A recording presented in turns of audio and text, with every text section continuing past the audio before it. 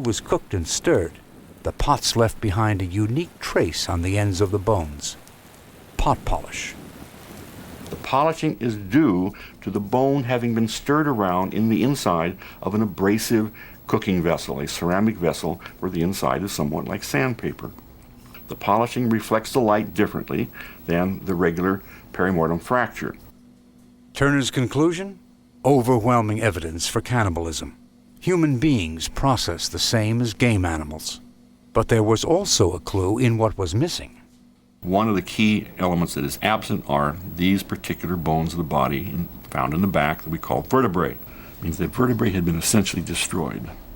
And we think this is caused by nothing more than the people smashing the vertebrae to extract the marrow that's present in them, as well as in the long bones, the femur, arms, and so forth.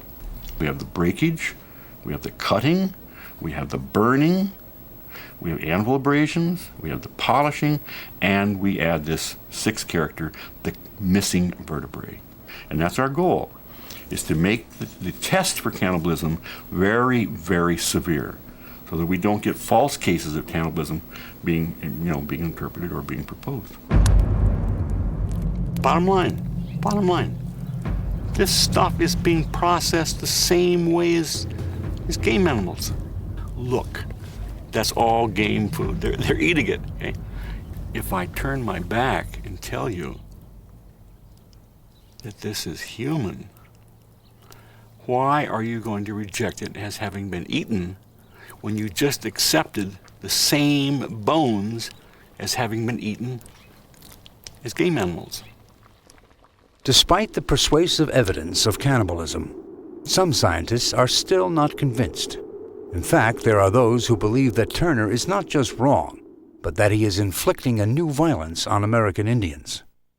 To call somebody a cannibal is dehumanizing. You make them less than human than you are.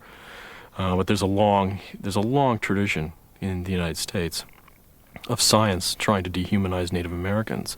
I'm not saying that Christy Turner is consciously doing that, but I think when the idea of cannibalism gets picked up by the media, it takes on a life of its own, it becomes fact, and it has that consequence of dehumanizing Native American populations, and particularly Hopi. And that's what gets lost, and oftentimes that's what really the Pueblo people and other Indian people find very difficult to deal with, because they are human beings with human feelings.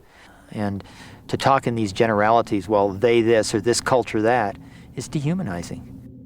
To me, the verdict is out on whether violence really played a major role in the Chacoan system. Certainly there's some aberrations. They happen in any society. They happen in families. How do you determine whether something's domestic violence versus institutionalized violence? Southwestern archaeology, I'd estimate less than 0.1% of what happened in the past is known. To take a few relatively isolated areas and expand those and then say make generalities for the whole Puebloan world, I think is really not warranted at this point in time. We really are looking at a very, very tiny page of a book, maybe half a page of a 200-page book. And that's what we're working on, and then we're generalizing from that. You know what it is really? Is when you come right down to it, we make a lot of noise about how much evidence we have, and we have diddly squat.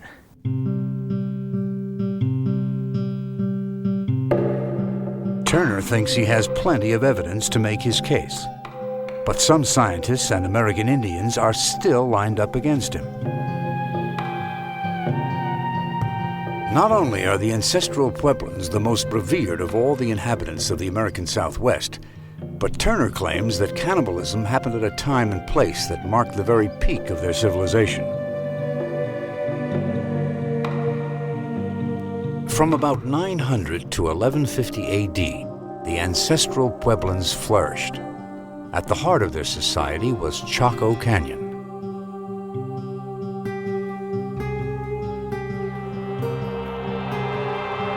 The Chaco sphere of influence expanded outward from the canyon, spanning by some estimates roughly 90,000 square miles, an area about the size of Wyoming. A network of 30-foot-wide roads stretched across the canyonlands and linked many of the ancestral Pueblans' great houses. more than 150 of them. These were the signature buildings, massive stone structures up to 5 stories high. They represent a style of architecture and urban planning unique to the region. Throughout sat the kivas, circular sunken chambers, believed to have been used as ceremonial gathering places. Around these altars and hearths, hundreds would have gathered for sacred rituals. Here, in the very heart of the culture, Turner argues, cannibalism took place.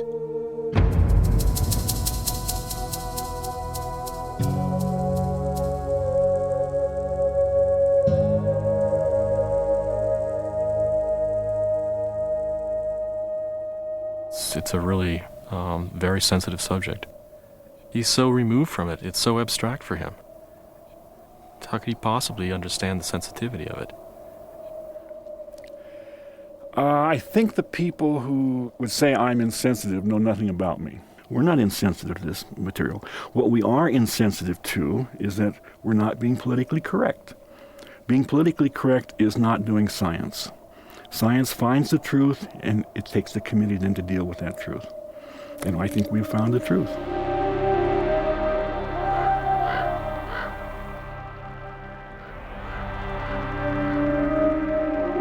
Turner examined remains from nearly 80 sites across the Chaco region, and he found that at roughly half of them, his criteria for cannibalism were met.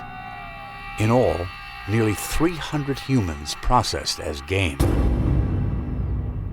Massacres and cannibalism. From Upatki on the western edge of Chaco to Salmon Ruin in the north. And even in Chaco Canyon itself, at Pueblo Bonito, perhaps the ceremonial center of the Chaco world. Time and again, Turner found the signatures of cannibalism. We didn't want to destroy the myth of Chaco Canyon, okay? But we had to find an objective explanation for this damage to human remains. Everything that we have done meets any scientific requirement that there is no other explanation. By most scientific standards, Turner had his proof.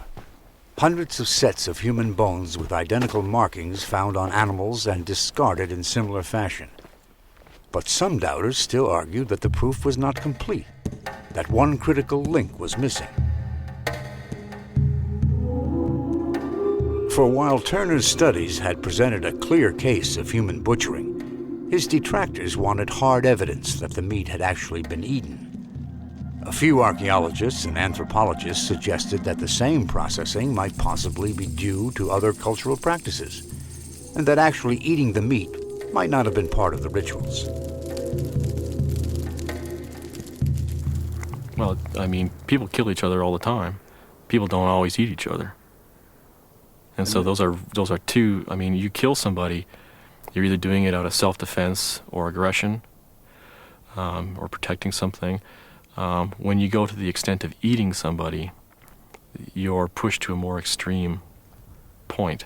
I mean, it's one thing to say that the bones were disarticulated and butchered. It's another thing to say that the flesh was consumed. That's a big leap. But in the early 1990s, a critical piece of evidence turned up in a remote southwestern corner of Colorado. At a site known as Cowboy Wash, excavators found the site of an ancient massacre, where the remains of 24 people, nearly 2/3 of the estimated population, lay scattered on the floor.